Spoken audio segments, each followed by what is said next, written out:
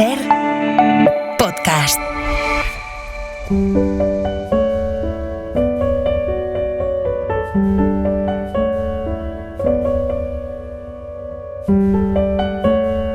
Un libro, una hora. Dirigido por Antonio Martínez Asensio. Bienvenidos al podcast de Un libro, una hora. En este episodio os vamos a contar La Virgen y el Gitano, de D.H. Lawrence. David Herbert Lawrence nació en Eastwood, Nottinghamshire, en 1885 y murió en la localidad provenzal de Vence en 1930. Es el autor de El arcoíris, Hijos y amantes, Mujeres enamoradas o El amante de Lady Chatterley, que ya les hemos contado en Un libro, una hora. Lawrence escribió La Virgen y el Gitano en enero de 1926 durante su estancia en una villa en Spotorno, cerca de Florencia, con la intención de publicarla junto a otras dos de sus novelas cortas, pero al final se publicaría póstumamente en noviembre de 1930. Fue inmediatamente reconocida como una obra maestra. Es una novela, en cierto modo, oculta, maldita, muy en la línea de las obras más escandalosas de Lawrence y poseedora de toda su fuerza transgresora. Vamos allá. Cuando la esposa del vicario se escapó con un joven sin blanca, el escándalo fue mayúsculo. Sus dos hijitas tenían solo 7 y 9 años de edad respectivamente, y el vicario era tan buen marido. Aunque es cierto que ya tenía el pelo canoso, aún conservaba el bigote oscuro, era puesto, y todavía sentía una pasión oculta por su desenfrenada y bella esposa. Nadie sabe por qué se marchó, porque echó todo a perder con un arrebato de repugnancia, como si hubiera sufrido un ataque de locura. Los beatos se limitaron a decir que era una mala mujer, mientras algunas de las buenas mujeres optaron por guardar silencio. Ellas sabían. Las dos pequeñas nunca fueron conscientes de nada. Dolidas, determinaron que su madre debía encontrarlas insignificantes. El vicario fue destinado a Papelwick. La rectoría es una casa de piedra bastante fea, situada a orilla del río Papel, justo antes de entrar en el pueblo. Algo más lejos se alzan las grandes y viejas fábricas textiles. La familia del vicario sufrió una profunda transformación tras su traslado a la rectoría. El vicario, ahora rector, hizo venir de la ciudad a su anciana madre, a su hermana y a un hermano. Cuando llegaron, las dos pequeñas se encontraron con un entorno muy diferente al de su antiguo hogar. El rector tiene 47 años de edad y tras la huida de su esposa ha guardado un duelo intenso y no demasiado digno. Ha llegado a pensar en el suicidio. Su cabello se ha vuelto casi completamente blanco y tiene una mirada entre trágica y extraviada. Aunque hay una nota discordante en la actitud del rector. Un cierto fariseísmo, aunque él intente disimularlo. La abuela es casi ciega y se convierte en la figura central de la casa. La llaman la madre.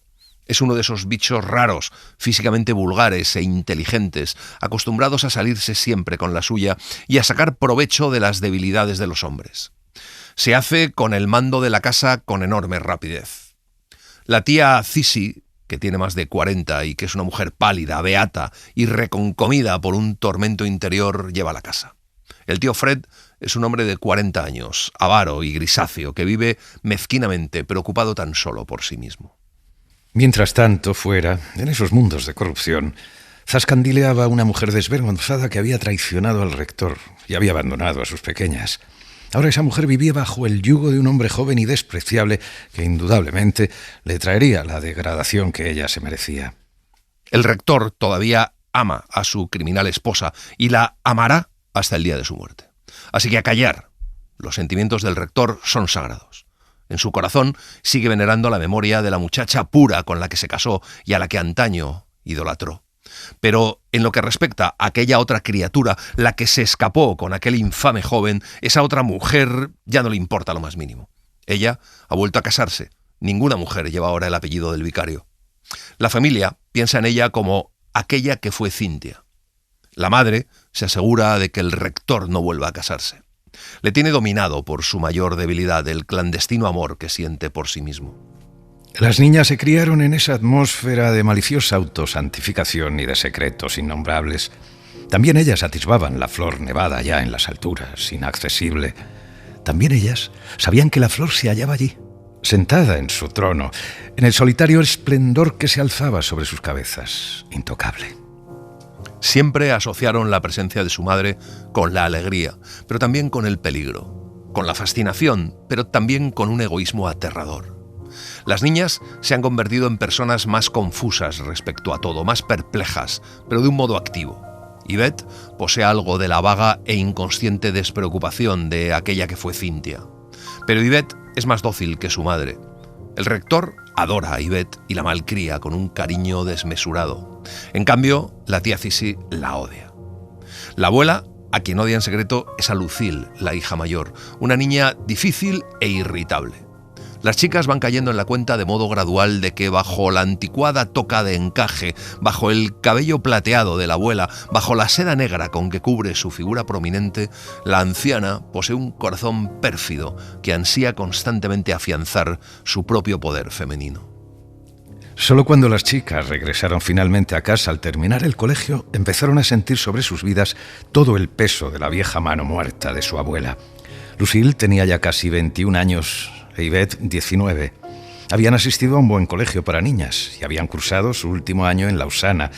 Ambas eran bastante corrientes, altas y jóvenes, con unos rostros frescos y sensibles, el cabello corto y unas maneras endiabladamente desenvueltas, más propias de un jovenzuelo.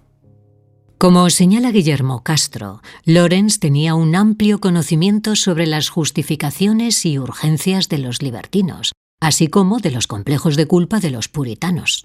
La Virgen y el Gitano relata de manera brillante el choque entre estas dos patologías, cuyas posturas extremas dan por resultado la confrontación de ideas que terminaría por empujar una nueva revolución de los valores. Pero deja de lado la sensualidad explícita de otras ocasiones para sustituirla por una poderosa alegoría de la naturaleza, con un estilo literario simple y directo. La gran virtud de esta novela es la capacidad para precisar las motivaciones psicológicas de los personajes. Yvette se queja de que en Paperwick no hay hombres y de que su padre no tiene amigos divertidos. Es verano, pero está nublado. Las dos chicas son altas, esbeltas, con el rostro terso, ingenuas aunque confiadas, demasiado confiadas en su arrogancia de colegialas. Son terriblemente inglesas. Parece que son muy libres, pero en realidad están confusas y paralizadas en su foro interno. Dan la impresión de ser alegres y originales y sin embargo son tan convencionales que acaban encerrándose en sí mismas. Aparentan ser dos audaces y altos balandros jóvenes que abandonan el puerto rumbo a los amplios mares de la vida, pero en realidad no son más que dos pobres jóvenes desorientadas que se mueven de un fondeadero a otro, echando el ancla en cuanto pueden. En cuanto entraron en la rectoría se les heló el corazón. Les pareció fea, casi sórdida, con ese aire frío y húmedo propio del confort venido a menos, típico de la clase media, que ha dejado ya de ser confortable y se ha vuelto sofocante y mugriento. Por alguna razón que no habrían sabido explicar, a las chicas la sólida casa de piedra les pareció en cierto modo sucia. El destartalado mobiliario les inspiró un vago sentimiento de vergüenza. Hasta el canoso rector se está volviendo pesado e inerte. Permanece sentado todo el día en su estudio y nunca hace ejercicio, pero cuenta chistecitos sarcásticos todo el tiempo, sentado bajo la protección de la madre. El paisaje, con sus colinas abruptas y sus valles profundos y estrechos, es oscuro y sombrío, pero goza de una poderosa fuerza intrínseca. En cuanto vuelven, las chicas empiezan a echar una mano en la parroquia, pero Yvette se niega a participar en cualquier actividad que esté dirigida por viejas solteronas y por ancianos obstinados. Hace todo lo posible para evitar las obligaciones eclesiásticas y se escapa de la rectoría siempre que puede. Los Framley, una familia numerosa, desordenada y alegre que vive en el Grange, se convierte en su único refugio. Si alguien la invitaba a comer, o si la mujer de un obrero le ofrecía un té, ella aceptaba de inmediato, muy ilusionada. Le gustaba charlar con los trabajadores porque tenían una mentalidad aguda y práctica, aunque por supuesto pertenecieran a un mundo diferente. Así van pasando los meses. Yvette es adorada por hijos de vecinos, de granjeros o de los dueños de las fábricas textiles. Yvette se divierte de lo lindo. Siempre acude a fiestas y a bailes. Sus amigos pasan a recogerla en coche para ir a la ciudad. Sin embargo, siempre parece estar hipnotizada. Nunca se suelta lo suficiente como para sentirse realmente alegre. En lo más profundo de su ser, alberga una irritación intolerable que sabe que no debería sentir y que odia sentir, lo cual empeora la situación. Nunca comprende del todo de dónde procede. En casa se muestra irritable e intolerablemente grosera, sobre todo con la tía Cissy. Lucille, siempre más pragmática, encuentra un empleo en la ciudad como secretaria. La familia se reúne por la noche, tras la cena, para hacer crucigramas, mientras que Lucille se sienta en una esquina, se tapa los oídos y finge leer. E Yvette dibuja con evidente irritación o tararea exasperantes tonadillas que se suman al concierto familiar. Lo que más preocupaba a las chicas cuando traían a sus amigos a casa era la eterna presencia de la abuela, como si fuera un horrible ídolo de carne vieja que acaparaba toda la atención. Había una única sala de estar y allí permanecía sentada la vieja junto a la tía Cissy, que ejercía su agria función de cuidadora. Todos debían presentarse en primer lugar a la abuela, que, como le agradaba tener compañía, se mostraba siempre cordial. Una tarde reciben la visita de Lottie, Ella y Bob Franley, acompañados por Leo, y proponen ir al día siguiente de picnic a Bonsall Head, en el coche de Leo.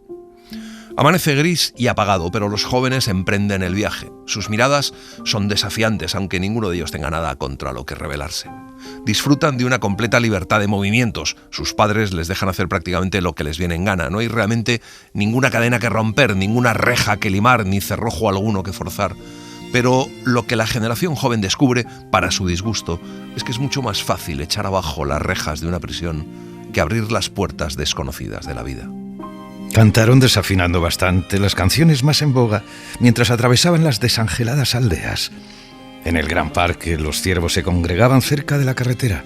Un corzo y un gamo, acurrucados en la oscuridad del atardecer bajo los robles del camino, parecían estimularse con la compañía humana. Yvette insistió en que pararan y salieran a hablarles. Las chicas, calzadas con botas rusas, saltan a la hierba húmeda mientras el ciervo las observa con ojos enormes y confiados. El venado se aleja trotando levemente con la cabeza hacia atrás por el peso de la cornamenta, pero la hembra, que balancea sus grandes orejas, no se alza, ni sus crías tampoco, hasta que las chicas prácticamente están tan cerca de ellas que casi pueden tocarlas. Los animales se reúnen a pocos metros de distancia. A lo lejos, en la ladera donde crecen los árboles y la hierba, más allá de la rápida corriente del río con su puente con balaustrada, se alza la inmensa casa ducal de cuyas chimeneas brota un humo azulado. Tras la mansión se extienden los bosques purpúreos. Las chicas, que se han levantado el cuello de piel hasta las orejas, permanecen allí con los brazos caídos en silencio, admirando el paisaje, protegidas de la humedad. Continúan su camino en coche. Inician la ascensión hasta llegar a Ball Hill. Avanzan por entre las casitas de la localidad y siguen ascendiendo más hasta llegar al Head. De nuevo salen del vehículo atropelladamente para echar un vistazo. Deciden regresar por la carretera alta de Codnor. Se encuentran en la cima del mundo, el techo de Inglaterra, tan frío y árido como cualquier techo. Abajo están los condados. Por delante de ellos circulaba un carro ligero conducido por un hombre. A la vera del carro caminaba dificultosamente una mujer robusta, aunque ya anciana, que llevaba un bulto a la espalda. El hombre del carro la había alcanzado y llevaba ahora el mismo paso que la vieja. La carretera era estrecha. Leo hizo sonar el claxon con fuerza. El hombre del carro miró en torno a él, pero la mujer siguió caminando fatigosamente y apretó el paso sin volver la cabeza. El corazón de Yvette da un brinco. El hombre del carro es un gitano, uno de esos de tez morena, cuerpo atlético, con un rostro hermoso. El hombre permanece sentado en el carro y mira, volviendo levemente la cabeza a los ocupantes del automóvil por debajo del ala de su sombrero. Relajado en su pose, la mirada que les dirige es tan indiferente que roza la insolencia. Luce un delgado bigote negro bajo la recta y afilada nariz y un enorme pañuelo de seda rojo y amarillo alrededor del cuello. Le susurra algo a la mujer. Ella se detiene un instante muy firme y se da la vuelta para mirar a los ocupantes del automóvil que ya casi les han alcanzado. Leo toca de nuevo el claxon con brío. La mujer, que lleva un pañuelo gris y blanco en la cabeza, se vuelve con brusquedad y mantiene el paso junto al carro. Leo hace sonar con más fuerza la bocina y el gitano rompe a reír. Muestra sus blancos dientes por debajo del bigote y haciendo un gesto con la mano dice algo que los chicos no llegan a entender. Detiene delicadamente el caballo cuando ya ha empezado a torcer hacia un costado del camino. Es un buen caballo ruano. ¿No querrían quizás estas hermosas jóvenes conocer su Buenaventura?, preguntó el hombre, que parecía que seguía riéndose, si no fuera por su mirada oscura y vigilante, que paseaba de una cara a otra hasta detenerse finalmente en el juvenil y tierno rostro de Yvette. Por un breve instante, Yvette le mira a los ojos, tan oscuros, y lo que descubre en ellos es una insolencia, una completa indiferencia hacia individuos como Bob y Leo. Algo se enciende en su pecho. Lucille grita enseguida que sí. Leo pregunta si no es un poco tarde, pero las chicas salen del coche sin hacerle caso. El gitano está sentado relajadamente en uno de los costados del carro, observando cada uno de los rostros. Es un hombre de unos 30 años y todo un galán a su manera. Lleva una especie de chaqueta de caza de color verde y negro, unos pantalones negros bastante ajustados y botas negras. Su apariencia es curiosamente elegante. También es atractivo y de barbilla prominente, con ese aire viejo y engreído propio de su raza. Parece no prestar ya ninguna atención a los extraños, mientras guía su caballo fuera de la carretera.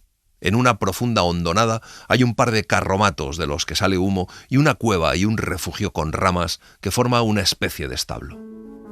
El gitano subió entonces los peldaños del carromato más nuevo, que tenía cerrada la puerta. Bajo las ruedas había un perro atado. Era un mastín blanco con manchas amarillas. Y un ladrido pequeño cuando Leo y Bob se le acercaron. Al mismo tiempo, una gitana de piel aceitunada con una especie de chal de cachemira rosado alrededor de la cabeza y grandes aros dorados en las orejas descendió por la escalerilla del carromato, agitando su amplia falda verde de volantes. Saluda a las chicas con atrevidos ojos de cazadora. Habla con cierta dureza extranjera. Pregunta quién es la encantadora señorita que quiere conocer su buenaventura y pide que le dé la mano. Mientras tanto, el hombre, que parece ser su marido, surge de lo alto de las escaleras fumando en pipa y cogiendo en brazos a un niño pequeño y moreno. Mira al grupo con indiferencia, como si lo viera a mucha distancia, con las largas pestañas renegridas que brotan de sus ojos desdeñosos e insolentes.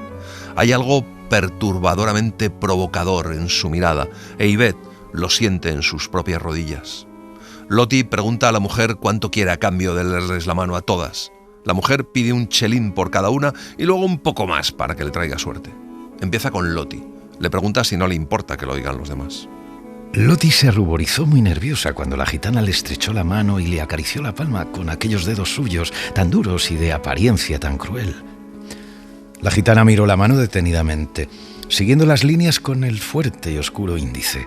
A pesar de todo, parecía limpio. Le fue diciendo lentamente la buenaventura.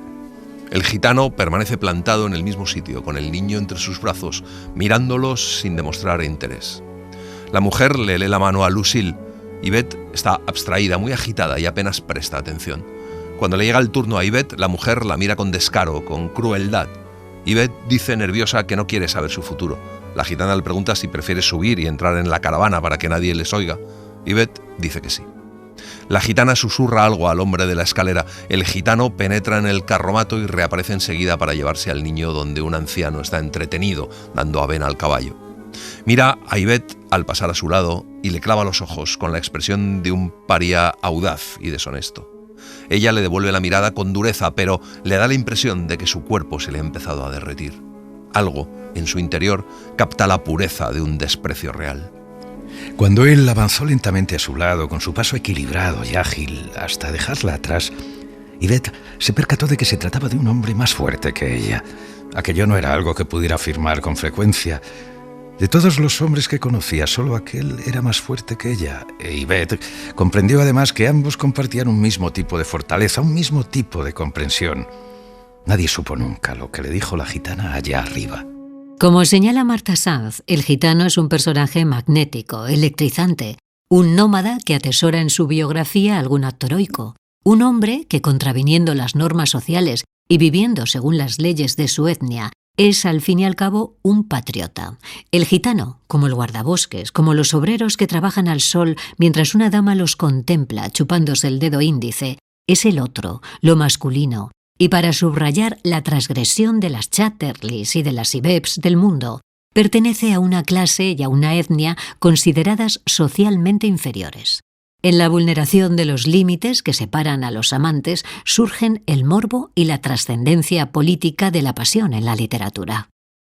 La rectoría estaba situada en una de las riberas del río Peipel, incrustada en medio de un valle de paredes escarpadas, mientras que el pueblo estaba algo más lejos, al otro lado del torrente. Desde el extremo de la casa, Yvette solo alcanzaba a divisar el camino que se curvaba una vez pasado el muro bordeado de laureles. Ella siempre esperaba que algo bajase por la pendiente del camino de Papelwick y por eso solía postarse junto a la ventana del rellano de la escalera. Un día, por el extremo del camino gris y blanco entre la hierba y los pequeños muros de piedra, baja briosamente un caballo ruano, conducido por un hombre con sombrero que va encaramado en el pescante de un carro ligero. De la parte trasera del carro sobresalen unas largas escobas de caña y plumas que se balancean también al ritmo de la marcha. Tras cruzar el puente, el hombre pasa junto al muro de la rectoría y mira hacia la triste casa de piedra. Yvette mueve las manos con rapidez y en cuanto él la ve más allá del ala de su sombrero, su curtido rostro parece ponerse en estado de alerta. De pronto se detiene, mirando hacia la ventana, se baja del carro y entra en la casa con 2 o 3 escobas largas de caña. La tía Cissy se da cuenta de lo atractivo que es aquel hombre y no puede evitar sentir un estremecimiento desconocido, una turbadora agitación. Le compra un candelabro. Cuando va a por el dinero, Yvette le pregunta cómo se encuentra su esposa. El gitano miró a Yvette de arriba abajo y en sus labios se dibujó una sonrisa apenas perceptible, aunque sus ojos no sonreían, sino que insinuaban dureza. «Mi esposa está bien», murmuró en voz baja con un tono sugerente e íntimo. «Pero dígame, ¿cuándo volverá usted a pasarse por allí? Si lo prefiere, puede venir un viernes, que es cuando estoy yo». Yvette mira por encima del hombro del gitano como si no le hubiese escuchado. Se escabulle tras la ventana del rellano y espera hasta que el hombre se marcha. Desea averiguar si efectivamente el gitano tiene algún poder sobre ella. Se dice que no, que de ningún modo, pero en realidad está algo decepcionada porque desea que alguien logre ejercer un poder real sobre ella. Siente una distraída despreocupación, como si tuviera una telaraña pegada a la cara, como si eludiera todo lo desagradable de un modo extraño y difuso. Le inquieta la idea de que la han observado desde dentro, desde su lado femenino más secreto, una mirada que la ha atravesado sin percatarse de su hermoso rostro ni de sus agradables modales, sino solamente del oscuro, palpitante y poderoso secreto de su virginidad. Y entonces llegó el viernes y, muy a su pesar, Yvette se pasó todo el día con la mente puesta en la cantera del camino de Gonsalhead. De lo único de lo que estaba segura era de que quería regresar allí. No tenía, sin embargo, ni la menor idea de cómo podría hacerlo. Además, estaba lloviendo de nuevo. Al día siguiente se va a celebrar una fiesta en Lumley Close, pero Yvette siente que su alma está realmente en la cantera, entre los carromatos, con los gitanos, como si se hubiera perdido o como si le hubieran robado el alma. En la fiesta no advierte que se está comportando de manera especialmente dulce con Leo hasta que él, entre sorbo y sorbo, a su helado de pistacho, le pide que se case con él. Leo es un muchacho bastante vulgar, pero tiene buen corazón y mucho dinero. A Yvette le resulta simpático, pero comprometerse le parece una idea absurda. Siente impulsos de regalarle un juego de sus bragas de seda para que se comprometa con ellas. Le contesta con su habitual e irresponsable franqueza, por completo indiferente a los sentimientos ajenos. Leo se pone en pie colérico y se aleja de ella. Yvette permanece en el mismo sitio, ausente y un poco asombrada. Fue entonces en un fugaz pensamiento cuando comprendió que el gitano existía. Se indignó consigo misma de inmediato. No deja de llover en toda la semana. El jueves amanece soleado, pero todo está cubierto por una gruesa capa de hielo. Al día siguiente el sol sigue brillando, pero hay mucha escarcha. Yvette anuncia que saldrá a dar un paseo en bicicleta y se lleva el almuerzo como si planeara no regresar hasta la tarde.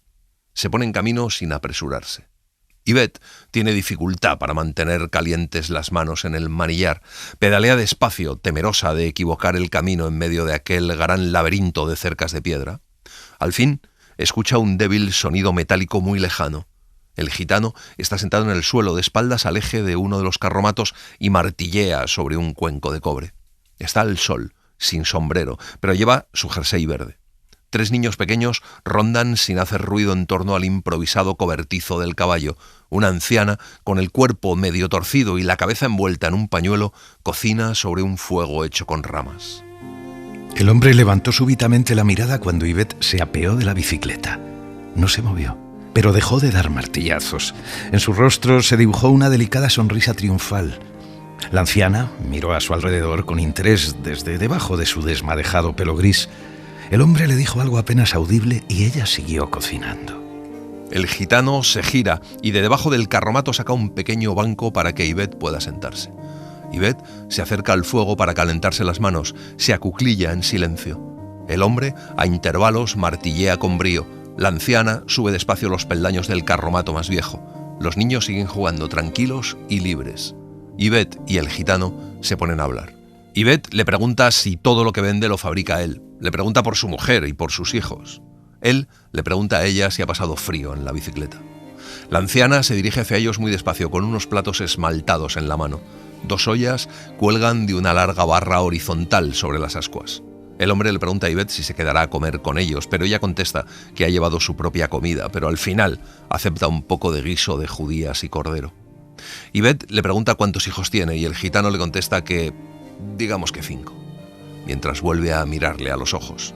Y de nuevo, el corazón de Yvette se desploma y le parece que va a morirse. Tras comerse el guiso, alguien deposita en sus manos la taza de café.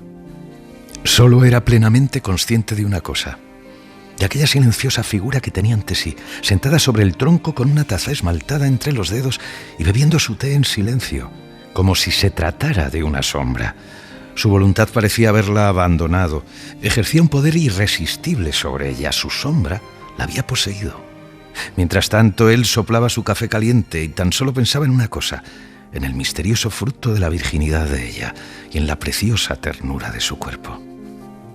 La cara de Yvette posee esa cálida apariencia propia de un sueño que tienen las flores en su momento de mayor esplendor, como una campanilla de invierno que despliega sus 3 alas blancas para volar hacia el letargo vigilante de su corta floración. El letargo vigilante de su virginidad, abierta de par en par, extasiada como un copo de nieve al sol. El gitano, plenamente consciente de lo que está sucediendo, la acecha como una sombra. Finalmente, sin romper el encantamiento, pregunta a Yvette si quiere subir a su caravana a lavarse las manos. Los ojos insomnes e infantiles de ella, incapaces de ver, inmersos en aquel instante de perfecta virginidad, se posaron en los de él. Tan solo podía sentir la oscura y extraña emanación del gitano lavándole los miembros y despojándola finalmente de toda voluntad. Lo percibía como la encarnación de un poder oscuro y absoluto. Yvette dice que sí. El hombre se incorpora entonces silenciosamente y se vuelve hacia la anciana para susurrarle algo en voz baja. Luego mira otra vez a Yvette y con eso acaba de someterla a su dominio. Ella ya no es responsable de sí misma ni de sus acciones. Yvette le sigue sin más.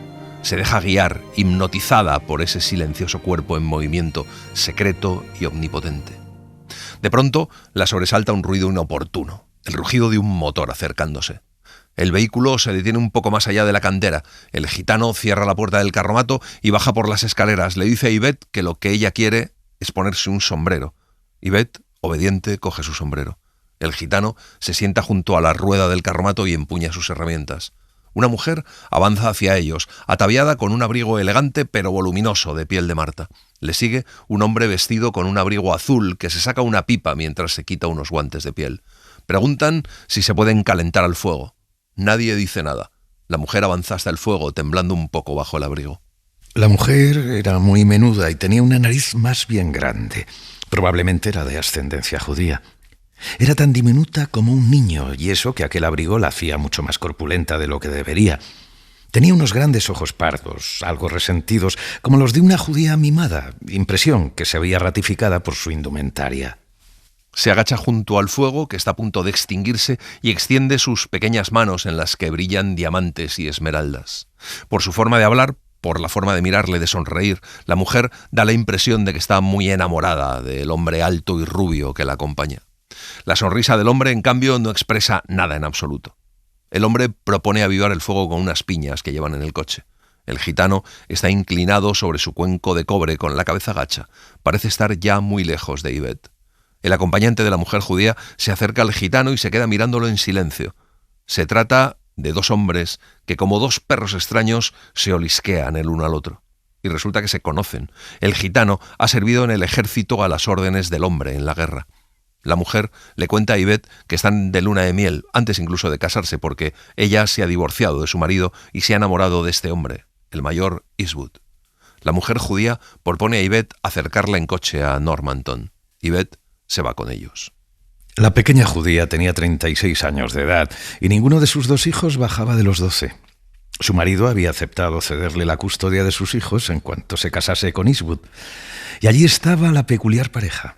La minúscula judía de rasgos delicados, grandes ojos rencorosos e increpantes y una negra y rizada mata de pelo cuidadosamente peinada junto a aquel hombretón de ojos pálidos, joven, vigoroso y atlético, una reliquia de alguna antigua familia de misterioso origen danés. Vivían juntos en una casa pequeña y moderna, muy cerca del pantano y de las colinas, como cualquier pareja de casados. Y es allí donde la pequeña judía recibe a Yvette cuando ésta decide visitarla por sorpresa. El mayor bebe cerveza en una jarra de plata, mientras Yvette y la pequeña judía toman champán en unas copas encantadoras. Los anfitriones se ponen a hablar por los codos. Yvette está realmente asombrada con aquella pareja tan peculiar. Provocan en ella que dirija nuevamente sus pensamientos hacia el gitano que había desaparecido completamente de su cabeza. Yvette se lo cuenta todo a Lucille cuando vuelve a la rectoría. Lucille se pregunta qué será lo que provoca la atracción en las personas. Yvette contesta que debe de ser el sexo, aunque cualquiera sabe qué es eso. Lucille dice que presume que existe una clase de sexo que podrían llamar degradante y luego otra clase de sexo que no lo es. Dice, enfatizando la palabra como si la idea le resultara repulsiva, que nunca ha sentido nada sexual.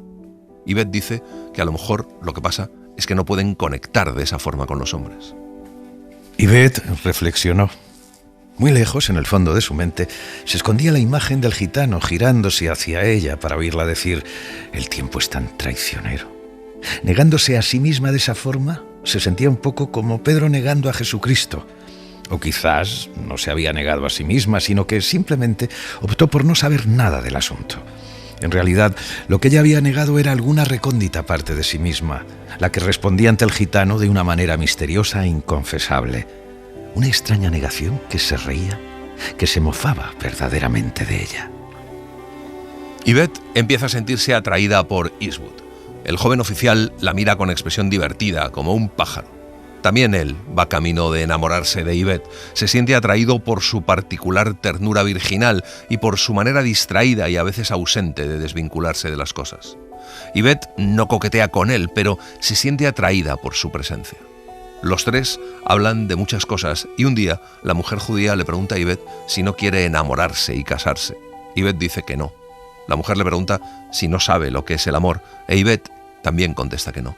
Entonces la mujer le pregunta si nunca ha habido un hombre que la hiciera sentirse completamente distinta. Yvette contesta que sí, que el gitano. La mujer la mira estupefacta. Yvette le dice que es el único hombre que le hace sentir diferente. Simplemente por cómo la mira, de un modo distinto a como la ha mirado cualquier otro hombre, como si la deseara, y le dice que aquello fue algo realmente maravilloso, algo que se salió por completo de lo habitual. «Creo», dijo el mayor sacándose la pipa de la boca, «que el deseo es lo más maravilloso que la vida te puede ofrecer. Quien sea capaz de sentirlo es un rey y merece toda mi envidia». El rector acaba enterándose de que Yvette ha intimado con los Eastwood y le prohíbe volver a verlos. A los ojos de su padre, lo único que hace Yvette es negar descaradamente la evidente depravación que subyace bajo su tierno rostro virginal, y todo porque cree que es igual que su madre. El rector sufre auténticas convulsiones de sádico horror, imaginando los horrendos actos de depravación protagonizados por aquella que fue Cynthia. Le dice a su hija que lo lleva en la sangre, que no entiende por qué le gusta meter las narices en las casas de gente como esa mujer judía y ese mayor Eastwood, que va detrás de una mujer mayor por su dinero. Yvette no entiende nada, y la propia ingenuidad de su inocencia sin escrúpulos repele al rector. Fue difícil romper el gélido y estéril silencio que siguió. Sin embargo, finalmente Yvette se dirigió al rector. A su pesar, sin que ella lo advirtiese siquiera, el desdén que sentía por su padre se encarnó en su mirada, en sus jóvenes y perplejos ojos.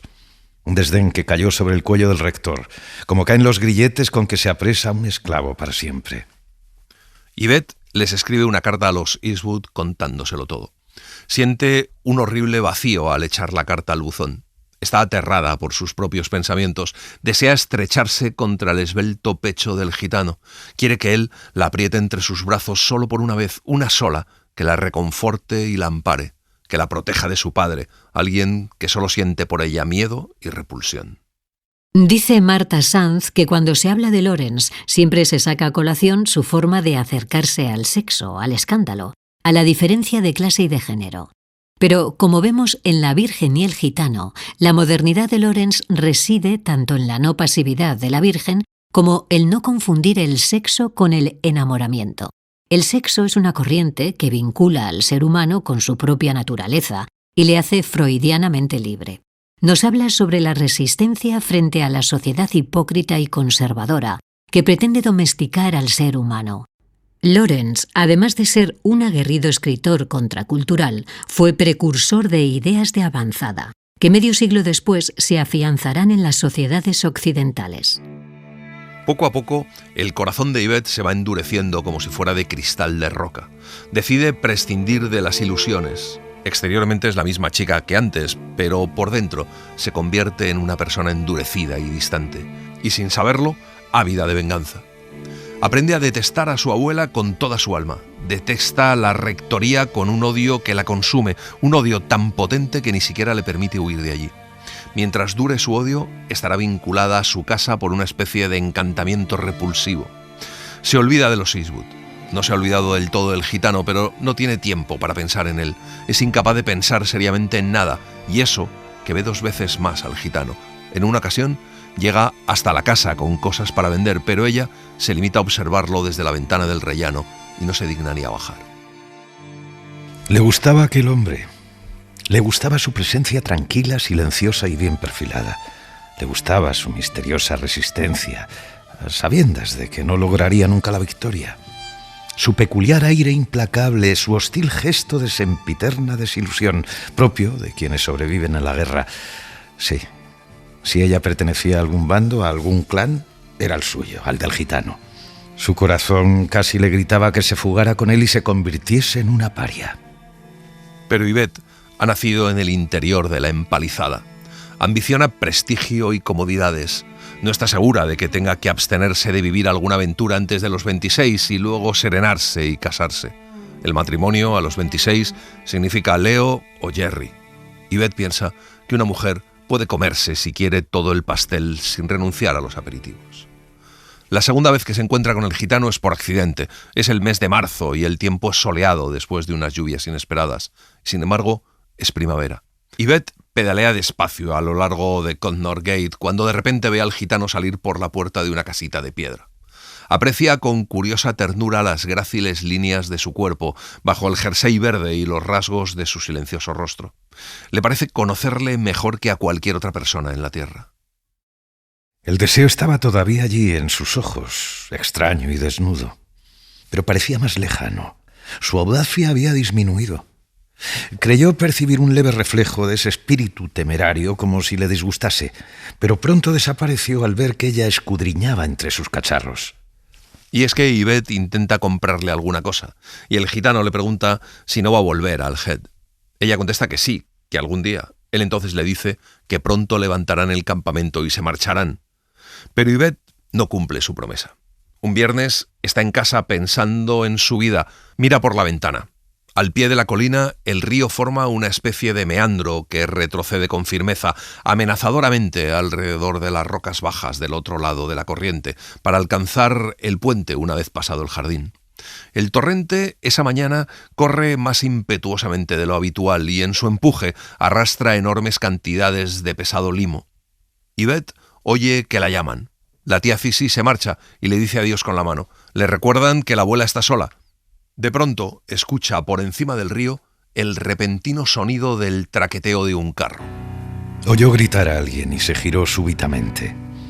El gitano se acercaba corriendo por el sendero que discurría entre los alerces. Al mismo tiempo se escuchó un gran estruendo que se unió, antes de que ella pudiese siquiera moverse, a otro ruido ensordecedor. El gitano estaba gesticulando. Yvette se dio la vuelta y miró hacia atrás. Lo que vio entonces la dejó paralizada. Por encima del meandro del río avanza, como si se tratara de una manada de leones, una empinada ola de agua marronácea. El rugido del agua borra todo lo demás. No hay nada que hacer. Antes de poder pensárselo dos veces, la rugiente cresta de agua se cierne sobre ella.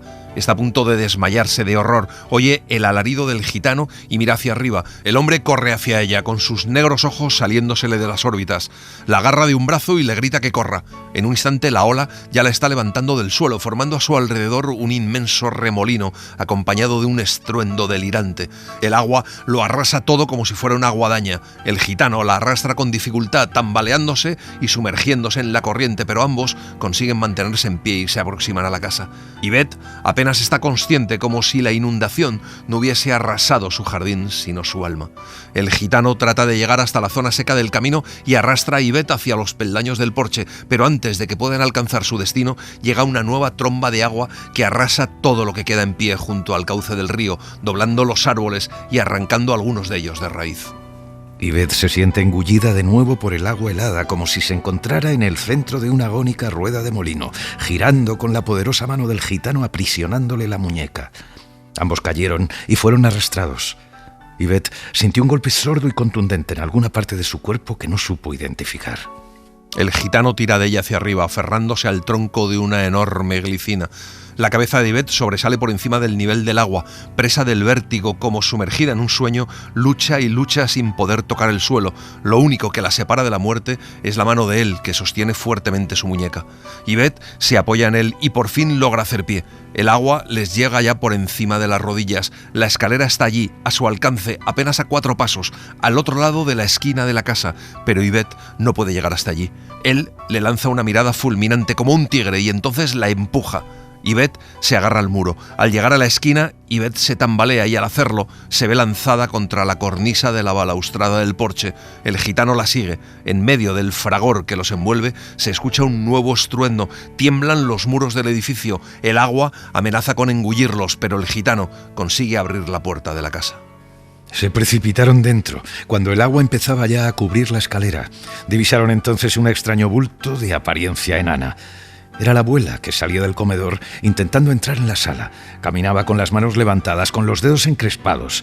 Y fue entonces cuando el embate del agua la golpeó y rodeó sus piernas. Su boca, semejante a un ataúd, se abría y se cerraba agónicamente como si quisiera lanzar un último grito ronco. Yvette solo alcanza a ver la escalera. Cegada, sin ser consciente más que de los peldaños que se elevan por encima del agua, trepa como un gato empapado y tembloroso.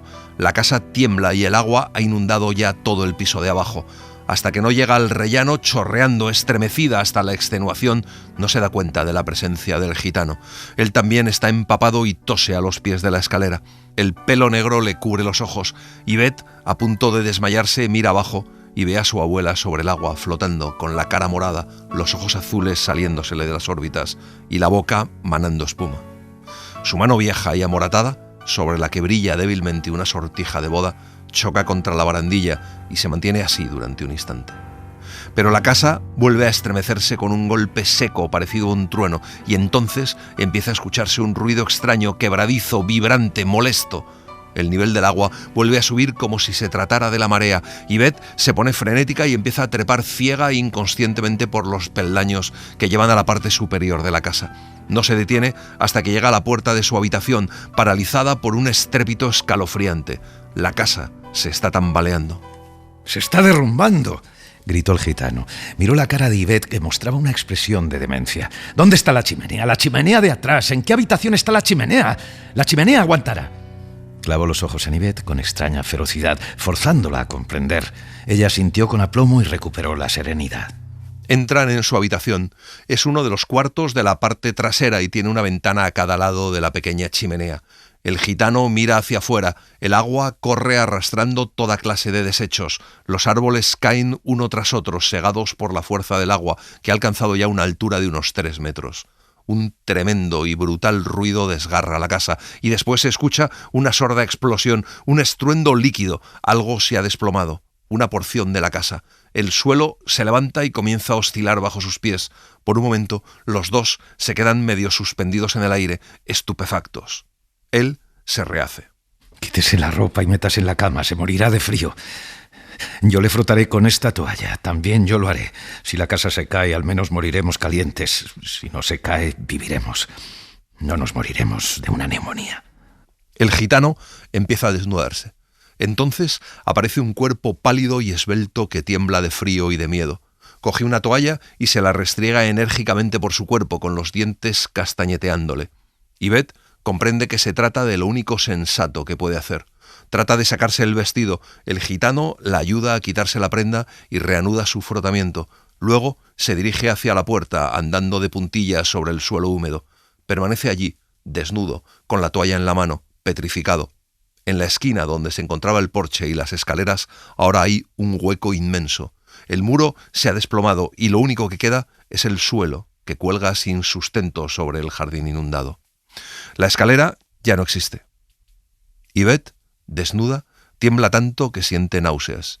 El gitano comienza a secarla con la toalla, le frota con suavidad el cuerpo tierno y aterido y se esfuerza incluso en secarle un poco el pelo, que está en un estado lamentable. Le ordena que se tumbe en la cama. A Yvette los dientes le castañetean violentamente, se arrastra temblando y casi inconsciente hasta la cama. Con la puesta del sol se ha levantado viento, un viento frío y riguroso. La casa acusa una nueva sacudida como un golpe seco y se oyen unos extraños ruidos abajo, desconocidos y aterradores. Yvette ha desaparecido bajo la ropa de cama. El gitano posa la mano sobre ella como si quisiera hacerle compañía. Le dice que tranquila, que el nivel de agua está descendiendo. Ella se descubrió súbitamente la cabeza y lo miró con el rostro muy pálido. Observó semi-inconsciente su rostro verdoso y curiosamente sereno. Los dientes del gitano seguían castañeteándole mientras le devolvía la mirada. Sus ojos brillaban aún con esa especie de fuego vital, con una genuina calma propia del vagabundo. Eran los suyos unos ojos que traslucían una fatal resignación. Yvette le pide que la haga entrar en calor, que se va a morir de frío.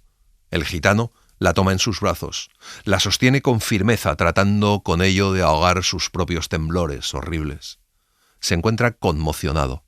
Aquellos brazos que la sostienen le parecen a ella el único punto de equilibrio en el mundo y un tranquilizador alivio para su corazón, que está tan tenso que parece que va a estallarle en el pecho.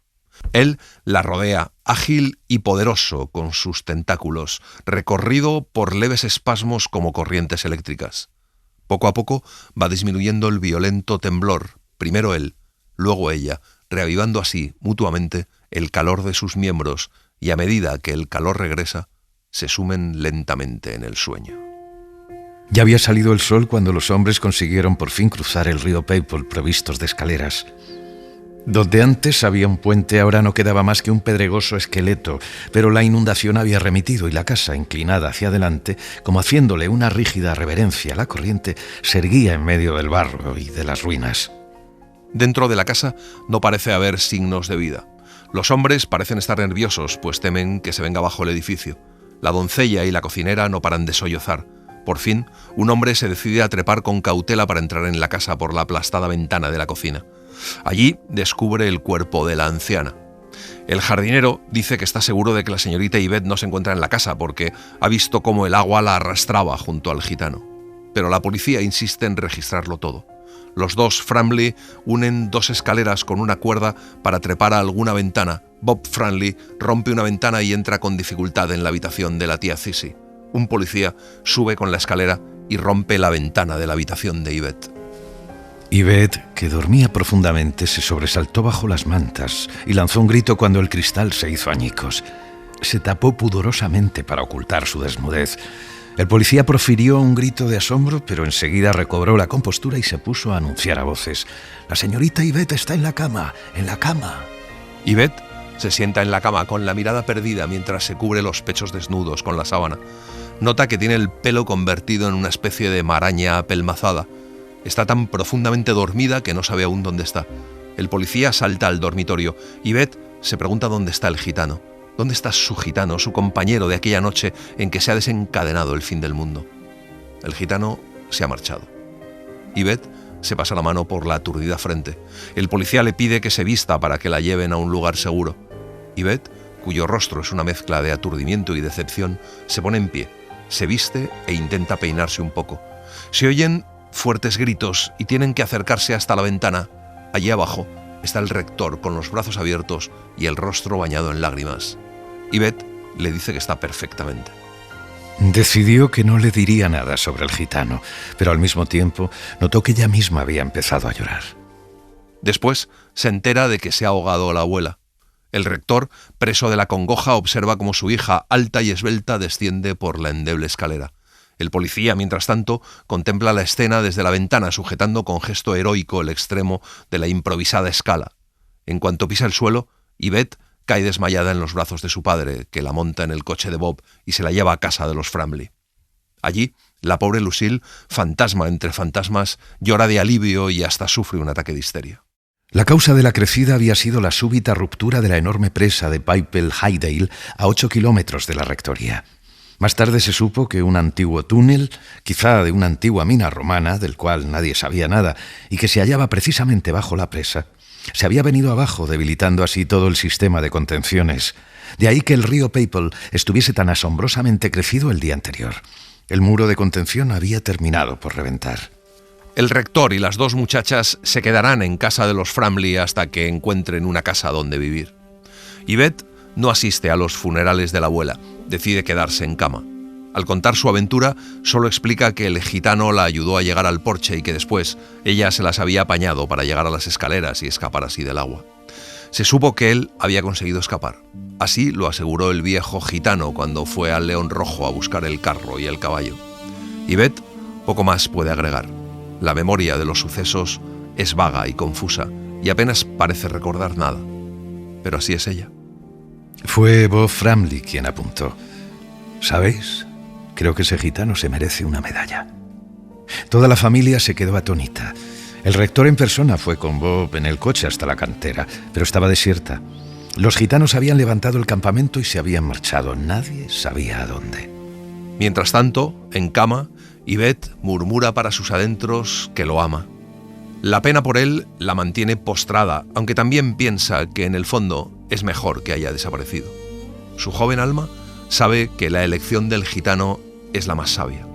Sin embargo, después del funeral de la abuela, recibe una cartita enviada desde un lugar desconocido. Querida señorita, he sabido por la prensa que se encuentra usted bien después de su chapuzón. He de informarle de que también yo me encuentro perfectamente. Espero volver a verla algún día, tal vez en la feria de ganado de Tideswell, aunque también es posible que en algún momento volvamos por ahí. Aquel día fui a despedirme de usted y no pude llegar a hacerlo. En fin, el agua no me dio opción, pero espero poder hacerlo algún día. Queda su humilde servidor, Joe Boswell. Y solo entonces Yvette cayó en la cuenta de que aquel gitano tenía un nombre.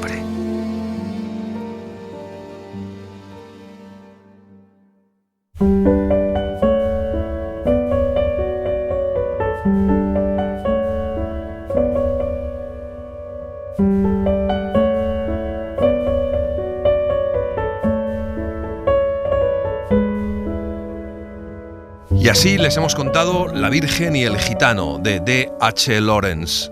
Hemos seguido la edición de la editorial Impedimenta, con traducción del inglés a cargo de Laura Calvo Valdivielso.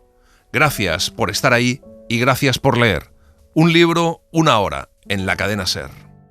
Un programa escrito y dirigido por Antonio Martínez Asensio, con la voz de Eugenio Barona y la participación de Olga Hernán Gómez. Diseño sonoro de Julia García Soto. Edición y montaje de sonido de Pablo Arévalo. Y en las redes, Laura Martínez Pérez. Para no perderte ningún episodio, síguenos en la aplicación o la web de la SER, Podium Podcast o tu plataforma de audio favorita.